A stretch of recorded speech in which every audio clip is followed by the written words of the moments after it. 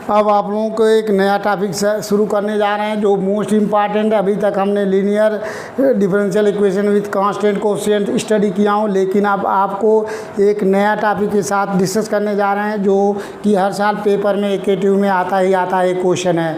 तो आपको important topic है, इससे एवरी ईयर एकेटीयू में 10 नंबर के क्वेश्चन आते हैं। सो इम्पॉर्टेंट है, इसको आपको क्वेश्चन जो है ढंग से पढ़ने हैं। जो क्वेश्चन हम बोर्ड पे कराएंगे वीडियो में, उसी में से एकेटीयू में आना है। सो उसको ढंग से आप लोग तैयार करेंगे तो आप लोगों को 10 नंबर सॉलिड होगा। इसलिए कॉलेज में बहुत सारे क्वेश्चन नहीं मैं करा पाता हूँ, लेकिन यहाँ आपको सारे क्वेश्चन कराएंगे जो एग्ज़ाम में एकेटीयू में आ सकता है। सो आप प्रैक्टिस कीजिए इसको और शेयर कीजिए और सब्सक्राइब कीजिए। सो देख लीजिए, आपको होमोजीनियस बारे में मेथड डिस्कस करूंगा, उसके बाद आप लोगों को जो है क्वेश्चन कराएंगे जो इम्पॉर्टेंट है। आपका टॉपिक है homogeneous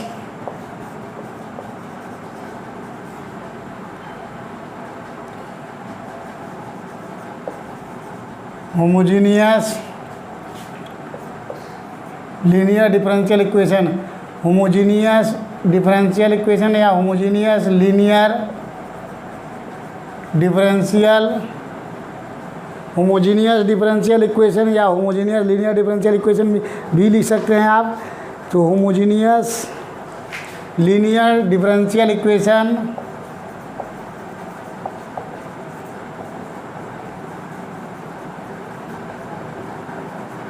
linear differential equation bracket में कॉची-आयलर थ्योरम,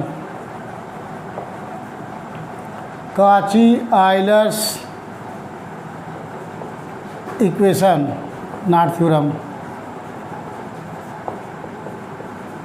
इक्वेशन। ये आपका नाम है, सेकेंड नाम है, इसको लिख सकते हैं कॉची जो है आयलर्स इक्वेशन इसको बोलते हैं, कॉची-आयलर इक्वेशन भी कहते हैं, या इसी को होमोजेनियस लीनियर डिफरेंशियल इक्वेशन कहा जाता है। अब देख लीजिए, ये differential equation of the form, इस बारे में मेथड डिस्कस कर रहे हैं। सो ये differential equation of the form, जो आपका डिफरेंशियल इक्वेशन है देख लीजिए इस प्रकार है, ax to power n dn y upon dx to power n plus a1 ax to power n minus 1 dn minus y upon dx to power n minus 1 plus a2 ax to power n minus 2 dn minus 2 y upon dx to power n minus 2 plus a3 ax to power n minus 3 dn minus 3 y upon dx to power n minus 3 plus soda dot यहाँ लिख सकते हैं plus an minus 1 x ये हो गया dy by dx plus an y equal to capital Q, where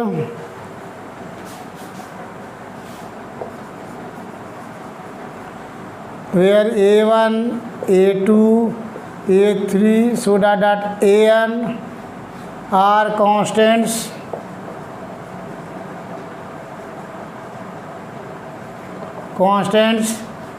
and capital Q is any function of x, Q is any function of x only are constants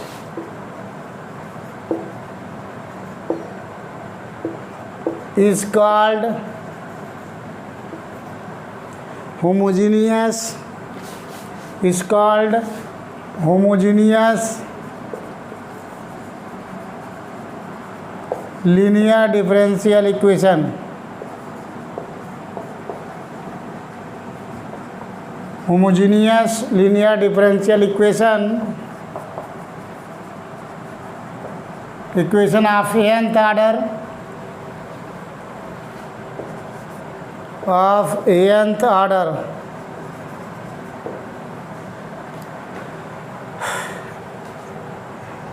ये आपका with constant, आप देख लीजिए homogeneous linear differential equation of nth order with constant coefficient भी लिख सकते हैं। ये आपको इसी को हम काची आइलर इक्वेशन भी कहते हैं। अब इसको करना क्या है, सच इक्वेशन को हमें रिड्यूस करना है लीनियर डिफरेंशियल इक्वेशन में। कोई भी question homogeneous linear differential equation को हमें रिड्यूस करना पड़ेगा लीनियर डिफरेंशियल इक्वेशन में, तभी इसका हम CF और PI निकाल सकते हैं। इसलिए ऐसे सच इक्वेशन देख लीजिए डिफाइन करने जा रहे हैं, क्या पुट करके इसको हम लीनियर में चेंज करते हैं। तो such differential equation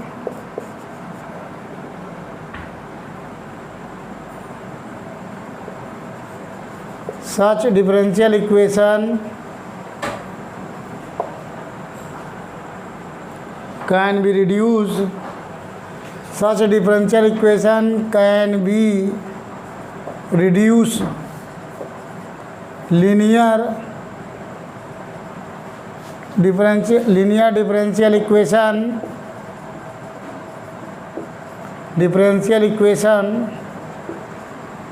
such differential equation can be reduced to linear differential equation with constant coefficient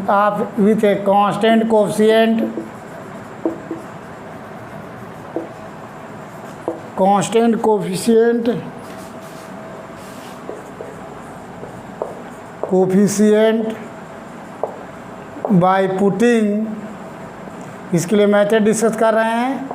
so by putting x equal to e power z, और जहाँ z होगा z के जगह पर हम पुट करेंगे log x।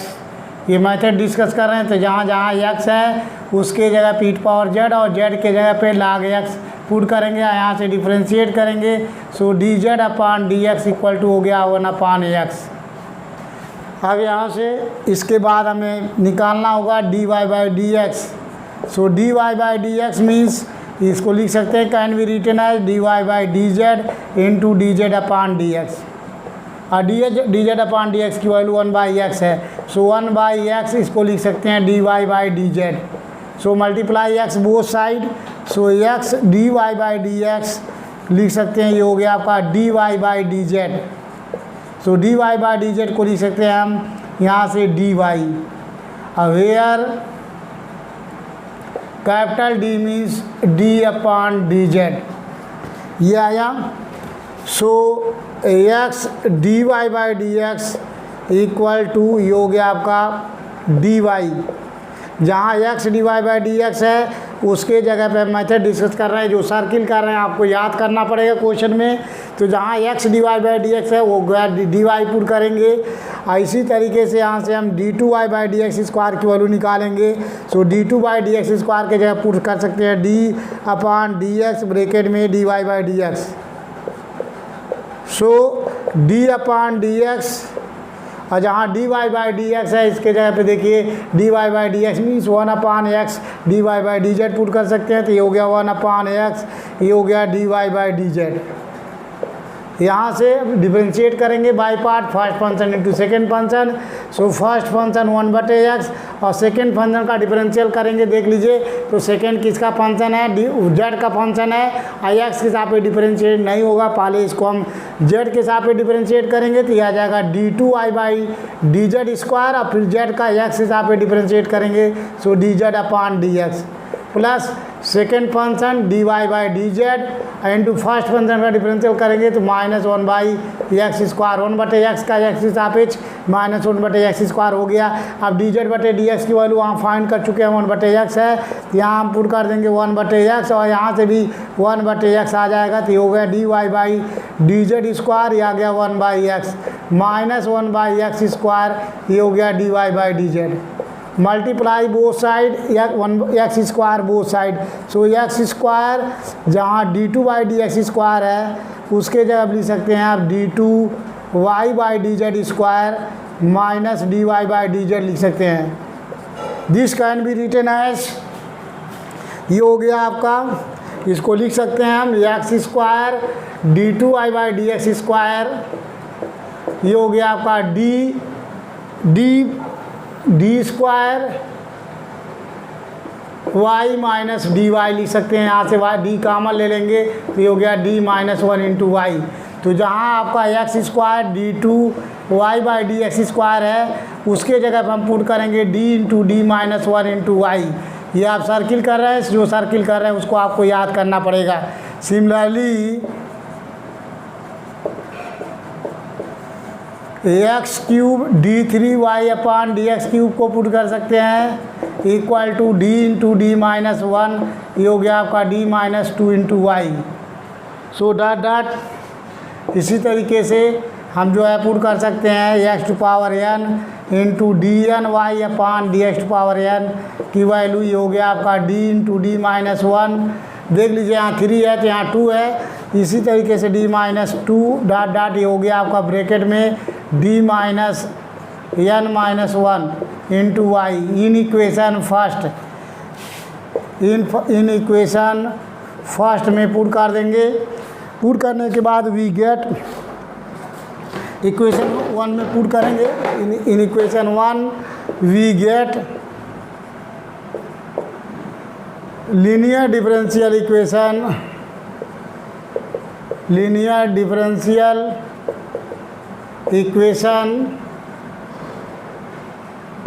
With constant coefficient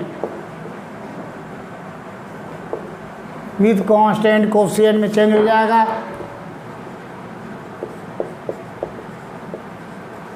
देख लीजिए putting in equation 1 we get linear differential equation with constant coefficient. अगर अब linear differential equation with constant coefficient है then find the complete solution. Hence the complete solution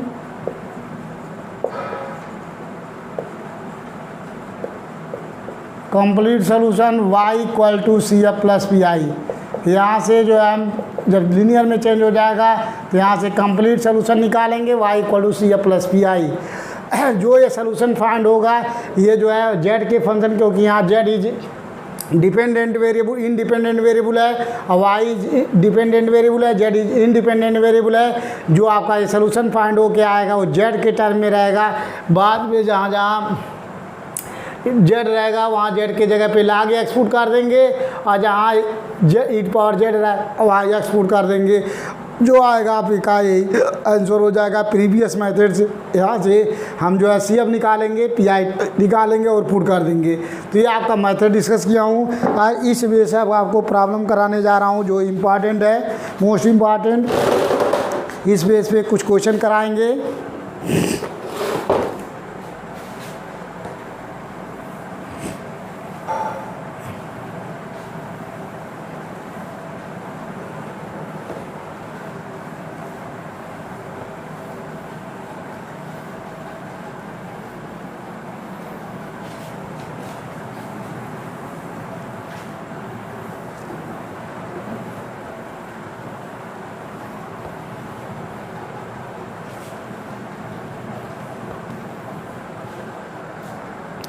अब देख लीजिए इस method पे इम्पॉर्टेंट क्वेश्चन कराने जा रहा हूँ जो पहले आ चुका 2000 में और ये आपको क्लास में भी नहीं कराया हूँ। ये साहब का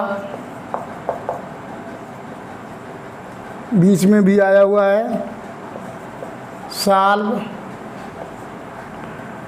x cube d3y upon D x cube plus 2x square d2y by D X square plus 2y equal to 10 bracket में x प्लस 1/x। ये कराता हूँ क्वेश्चन आपको। अब सबसे पहले देख लीजिए इसका सलूशन सॉल्व करेंगे। चेक कर लीजिए, देख लीजिए ये आपका लीनियर डिफरेंशियल इक्वेशन नहीं है। क्यों नहीं है? क्योंकि देख लीजिए डेरिवेटिव है, यहाँ थर्ड डेरिवेटिव है और यहाँ डेरिवेटिव है और यहाँ एक्स पे डिग्री है। जब होमोजीनियस डिफरेंशियल इक्वेशन चेक करने के लिए मेथड है ये इंडिपेंडेंट वेरिएबल की डिग्री और डेरिवेटिव की डिग्री अगर दोनों सेम है, डेरिवेटिव और जो है इंडिपेंडेंट वेरिएबल की डिग्री अगर इस टाइप में सेम है तो आपका होमोजीनियस है। होमोजीनियस होने के लिए जो एक्स की डिग्री है और ये डेरिवेटिव है, डेरिवेटिव और डिग्री अगर सेम है इस टर्म में तो ये होमोजीनियस लीनियर डिफरेंशियल इक्वेशन होगा। अब देख लीजिए यहाँ यह 3 डिग्री है और यहाँ डेरिवेटिव 3rd है, यहाँ आपका 2nd डिग्री है और यहाँ डेरिवेटिव आपका 2 है और यहाँ कोई डिग्री नहीं है, डेरिवेटिव है न तो एक्स की कोई डिग्री है। इसका मतलब ये आपका होमोजीनियस लीनियर डिफरेंशियल इक्वेशन है। तो इस ऐसे टाइप को सबसे पहले पहचानेंगे, उसके बाद लिखेंगे which is homogeneous linear differential equation.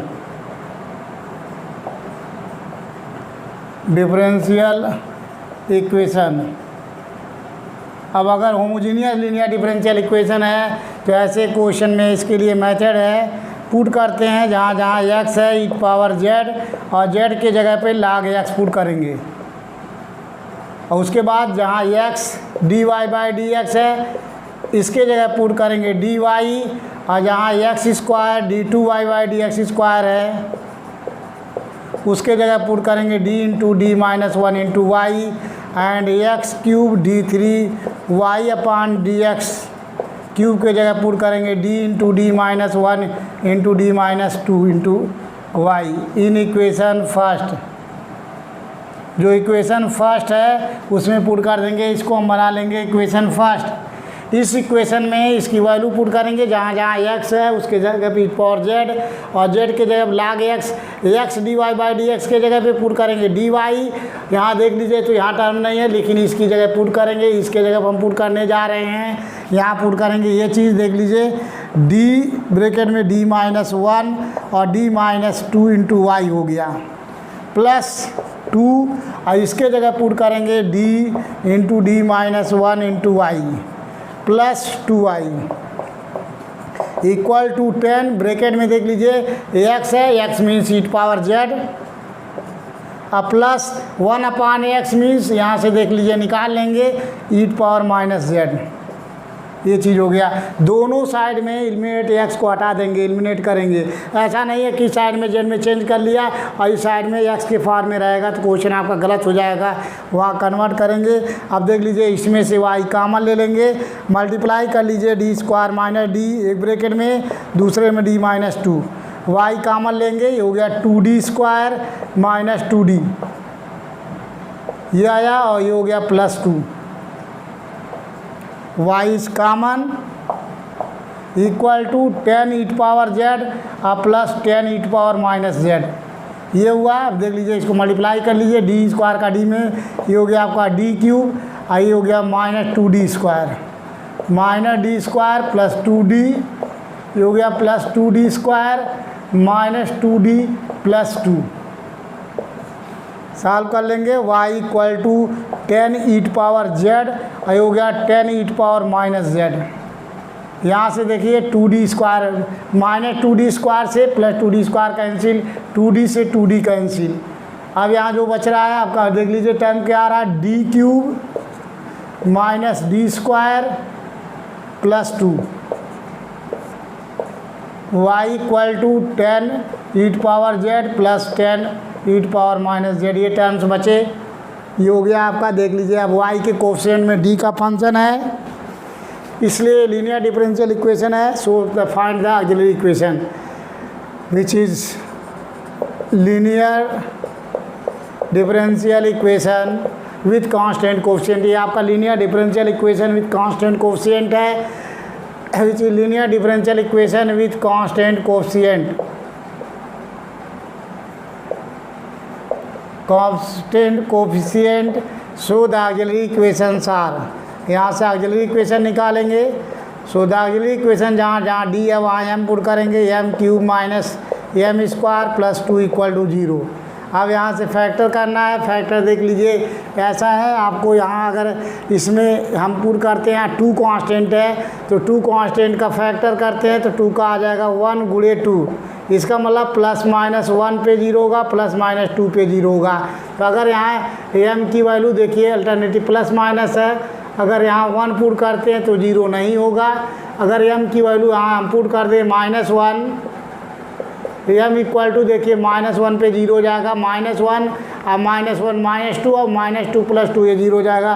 तो m -1 इज ए फैक्टर आ जाएगा। देख लीजिए m इक्वल टू -1 पे 0 हो रहा है, तो यहाँ से m +1 फैक्टर आना चाहिए, m +1 फैक्टर आना चाहिए। इसलिए सॉल्व करने देखिए m³ ये हो गया आपका। फैक्टर कैसे करेंगे, अब यहाँ कौन सा साइन है, प्लस साइन है, तो यहाँ लिखिए आप प्लस, यहाँ 1 है तो यहाँ 1 नोट कर लीजिए, इससे 1 डिग्री कम नोट करेंगे।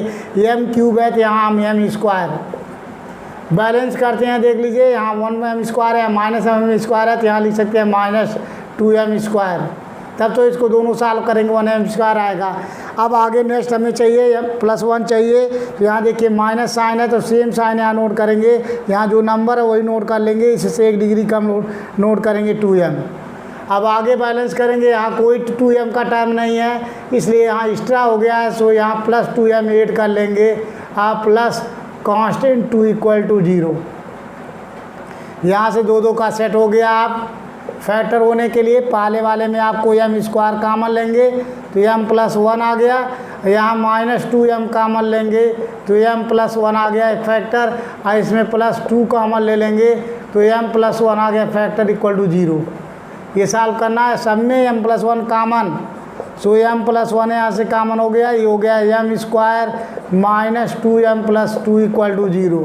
तो यहाँ से m = आ गया m +1 = 0, यहाँ से m की वैल्यू 1 आ गई, -1 1 रूट आ गया, और 1 आया आपका m² -2m + 2 = 0। तो ये आपको फैक्टराइज नहीं होगा, यहाँ से सिद्धाचार फार्मूला लगाएंगे। सिद्धाचार फार्मूला लगाएंगे, देख लीजिए आपको m² -2m + 2 = 0 है, तो इसको जब हम फैक्टराइज करेंगे तो m = -2, यहाँ से फैक्टराइज करेंगे, सो m = -2 + -√b² -2 का स्क्वायर -4ac 4 × 1 × 2 अपान 2 × 1। सो m = ये हो गया आपका 2 ± √4 - 8 अपान 2। इसको सॉल्व कर लेंगे, ये हो गया आपका 2 ± ये आया आपका, देख लीजिए √-4, √-4 को लिख सकते हैं हम 2 आयोटा अपान 2। सो m की वैल्यू फाइंड हो गई 1 ± iota. So here alpha = 1 find हो गया, बीटा = 1 है। इस केस में CF की वैल्यू निकाल लेंगे, सो CF = ये हो जाएगा e⁻, देख लीजिए यहाँ कैपिटल D जो है Z का फंक्शन है, D = d/dz है, तो इंडिपेंडेंट वेरिएबल यहाँ Z है, तो ध्यान देंगे लिखते समय x के फॉर्म में नहीं लिखेंगे, x यहाँ नहीं है, यहाँ Z आपका इंडिपेंडेंट वेरिएबल है, सो Z के फॉर्म में देंगे। यहाँ 1 है तो 1z आ गया, अब ब्रैकेट में हो गया C1 cos Z + C2 sin Z, ये आपका CF हो गया। अब PI निकाल लेंगे, PI निकालने के लिए देख लीजिए पर्टिकुलर इंटीग्रल PI 1 ये हो गया d³ -d² + 2 इंटू इस साइड में आपका 10 2 बार चेंज हो गया 10e⁻z, और यहाँ अलग अलग कर सकते हैं +1/d³ -d² + 2 ये हो गया 10e⁻z। यहाँ पुट करते हैं d, देखिए d चेंजिंग टू, ये आपका केस फर्स्ट लगेगा। केस फर्स्ट में क्या करते हैं, d = z का कोफिशिएंट -1, यहाँ भी d का जो है चेंज करेंगे, z का कोफिशिएंट 1। अगर यहाँ हम 1 पुट करेंगे, देख लीजिए 1 पुट करते हैं 0 नहीं आएगा, लेकिन अगर यहाँ -1 पुट करेंगे तो ये 0 हो जाएगा। इस केस में d = 1 पुट करने पे 0 नहीं आएगा, तो वही आंसर हो जाएगा। ये हो गया 1³ -1² + 2 ये हो गया 10e⁻z। अब प्लस यहाँ देखिए 0 हो रहा है, तो इसलिए 1 का इंटीग्रल कर लेंगे, हो गया z इंटू इसका डिफरेंशियल कर लेंगे 3d² - 2d ये हो गया 10e⁻z। यहाँ again D changing to -1 put करेंगे और यहाँ जो है आपका आंसर आ चुका है -1 + 1 कैंसिल, ये हो गया 10/2 ये e⁻z प्लस ये हो गया z इंटू यहाँ d = -1 पुट करेंगे तो -1 स्क्वायर हो जाएगा, यहाँ 0 नहीं हो रहा देख लीजिए, ये हो गया 3 - 1 का स्क्वायर, अब -2 गुणे -1 ये हो गया 10e⁻z। सो ये आपका पी हो जाएगा, ये आया 5 e⁻z प्लस z, ये हो गया -1 स्क्वायर में +1, ये भी +3 + 2 मीन्स 5, ये हो गया 10/5 e⁻z। ये सॉल्व कर सकते हैं, ये हो गया आपका 5 e⁻z और ये हो गया +2z e⁻z, ये आपका पी आ गया। हेंस द कंप्लीट सोल्यूशन, यहाँ कंप्लीट सोल्यूशन लिखेंगे, ये पी फाइंड हो गया। So hence the complete solution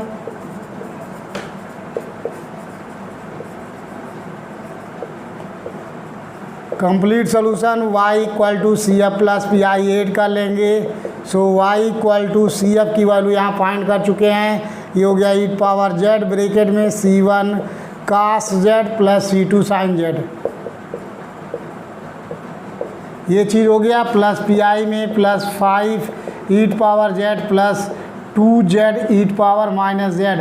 आप देख लीजिए ये आपका इक्वेशन जो है इसका आपका पी कंप्लीट सोल्यूशन फाइंड हुआ है। उस इक्वेशन का कंप्लीट फाइंड करने के लिए जहाँ जहाँ z है z के जगह पे log x पुट करेंगे और जहाँ e⁻z है e⁻z के जगह पे x पुट करेंगे इसमें, तो ये हो गया आपका x ब्रैकेट में C1 cos हो गया log x प्लस C2 ये हो गया आपका sin log x, जहाँ जहाँ z है वहाँ log x पुट कर रहे हैं, प्लस ये हो गया 5ax और प्लस ये हो गया आपका z है 2 log x और e⁻z मीन्स हो गया अपॉन x, ये हो गया ये आपका कंप्लीट सोल्यूशन फाइंड हो गया। इम्पॉर्टेंट क्वेश्चन है, ये 2009 में आ चुका है। सो इम्पॉर्टेंट क्वेश्चन है, देख लीजिए y = x ब्रैकेट में C1 cos log x plus C2 sin log x plus 5x plus 2 log x upon 2, ये आपका आंसर हो गया। आप लोगों को शायद समझ में आया होगा, आप लोग इसको पढ़िए और सॉल्व कीजिए। अगर कहीं डाउट आता है तो आप पूछ सकते हैं, इस टाइप के क्वेश्चन है आपको। इसके बाद और एक इम्पॉर्टेंट क्वेश्चन कराएंगे। अब आपको नेक्स्ट वीडियो में नेक्स्ट लेक्चर के साथ मिलते हैं, और शेयर कीजिए और सब्सक्राइब कीजिए। नेक्स्ट वीडियो में आपको नेक्स्ट लेक्चर के साथ